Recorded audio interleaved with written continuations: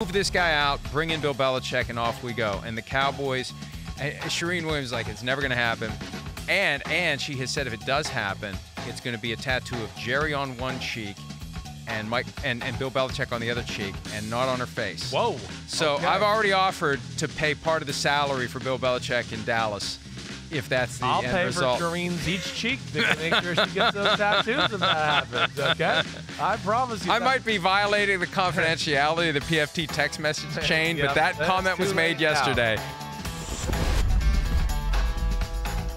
Oh, yes, it was. Bill Belichick to Dallas, and Charean has written the check. Will she have to honor it at some point? We'll see. Did you know we had talked about that on Monday? Cheek. Well, I think you kind of alluded to it. So, yes, it's out there publicly now. Let's hope it doesn't happen. Yes, the cheek check. Written the cheek check. All right. Boy, it'll be something, though, if it does. And a lot of it depends upon how it ends for the Cowboys this year, especially if it's short of the NFC Championship again, and if it all traces back to the head coach when it all falls apart. All right, show me something draft time for Week 16. Charean, you're up first. Well, I think the obvious choice is Steelers receiver George Pickens, Mike. After what's transpired over the last week, him saying, I didn't want to block because I didn't want to get hurt, and the interception when the pass was intended for him, he walks off the field. I think there is a question there about his dedication and commitment, and Mike Tomlin said he's going to play. If he's going to play, I think that the Steelers try to get the ball to him. Mason Rudolph is going to start. I think they try to get the ball to him. He is their best weapon. October 22nd was the last time he's had a 100-yard game.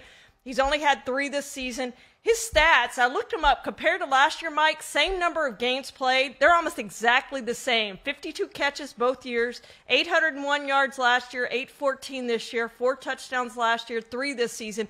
Almost the exact same stats. But the Steelers need more from him. They need more from him this week in what is a must-win game for them. And I think they're going to try to get him involved in the game and keep him involved in the game. It's a big week for him. It's a big week for the Steelers. That's the thing. We've seen a lot of the symptoms of the deeper problem. The root cause here is a chronic failure to get him involved, to scheme the ball in his direction, whether it's through jet sweeps, whether it's through quick passes. Just let him be involved. Don't make him a stranger to what the offense is doing. Show me something. I'm going to do a combo here. Taylor Heinicke / Arthur Smith. Because Smith is on the hot seat. Arthur Blank had a chance to address it this week, and they're committed to Smith through the end of the season. After that, we'll see. But the door's open now. Saints have lost. Bucks might lose to the Jaguars.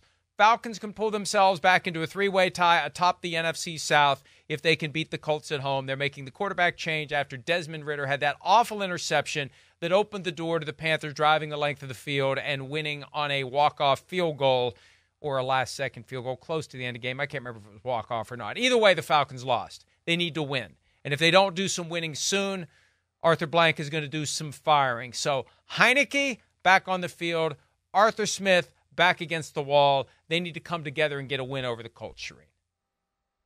And they need to find a quarterback, Mike. They're probably going to be looking for a new head coach after the season if they somehow manage to win that division. And then they can go search for a franchise quarterback yet again. They haven't addressed that position in a really long time. Obviously, they tried with Desmond Ridder. It didn't work out, so they need to do something at that position. Speaking of quarterbacks, Mike, show me something Ryan Tannehill. It does not look like Will Levis is going to play this week. Yes. Ryan Tannehill, the Aggie great, has taken the first team snaps. If it was me, I would probably play Malik Willis. You're not playing for anything. I'd want to see more of what he's become over the last year, just sitting there watching and learning. But it does look like that they're going to play Tannehill. He hasn't thrown a pass in a game since October 15th. He hurt that ankle and lost his job in the meantime.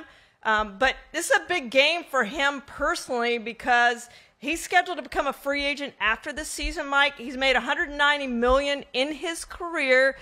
He's probably going to go somewhere else and be either a bridge quarterback or a backup quarterback next season. But if he can show in this game that he's still got something there, there's going to be more teams interested in him, at least as a backup quarterback, than there otherwise would be. And when he moves on to a new team, he'll have an opportunity to become the comeback player of the year again. 2019 comeback player of the year, Ryan Tannehill. Yeah. Coming back, as Charean would say, from not being very good. Doesn't really qualify as comeback player of the year. But it was my next one. It was my next one because I know how strongly you feel about Ryan Tannehill and how strongly you feel about the fact that he was the comeback player of the year in 2019. Show me something, Doug Peterson. I'm kind of on a coaching bent today because I don't think Trevor Lawrence is going to play with the concussion that he suffered on Sunday night. Maybe he will. He's never missed a start. It's going to be him or it's going to be C.J. Beathard. They got to stop the bleeding in Jacksonville. The table was set for them. Everything was great. Now they're in a three-way tie with the Texans and the Colts atop the AFC South. They have to go to Tampa, where it's a tough assignment because the Buccaneers have found something recently. Peterson has got to find a way to get the most out of a team that's lost its way. For a while, I thought getting killed by the 49ers was the thing that had turned them around, but losing to the Bengals has thrown them off track. They need to get it back. They need to get it back now, and it's on Peterson. I'm going to pick Geno Smith. Show me something, Geno Smith. Drew Lock didn't play great last week, Mike. A little over 200 yards passing, but he played well enough when he had to. Directed that 90-yard-plus drive at the end of the game. And so now the pressure to me is on Geno Smith, if he's going to start this week, to come out and play better than he has ever this season. 15 touchdowns, 9 interceptions so far this year. Has not played as well as he did last year. Pressure on Geno Smith. Last one for me, and I'm going to say this. Show me something, all of you out there. Now, if you've already subscribed to Peacock, I'm preaching to the choir. If you haven't, now's the time to do it. Because Saturday night, Bills-Chargers, exclusively on Peacock, unless you're in Buffalo or in L.A., it comes after the Steelers-Bengals game on NBC and Peacock in the afternoon, but it's only on Peacock. Bills-Chargers. It's $5.99 a month, $4.99 a month if you do a full year. That is peanuts. And I hear people all the time say, Charean, well, it's just another streaming service. Well, you know what? You can cancel one of the other ones because this one's got NFL football. And it's not just Saturday night. There's a wild card game coming up in a few weeks that is exclusively on Peacock. So, show me something. Christmas. Subscribe now. Hi, it's Mike Florio. Thanks for watching PFT on YouTube. Hit subscribe for the latest news and analysis from Pro Football Talk.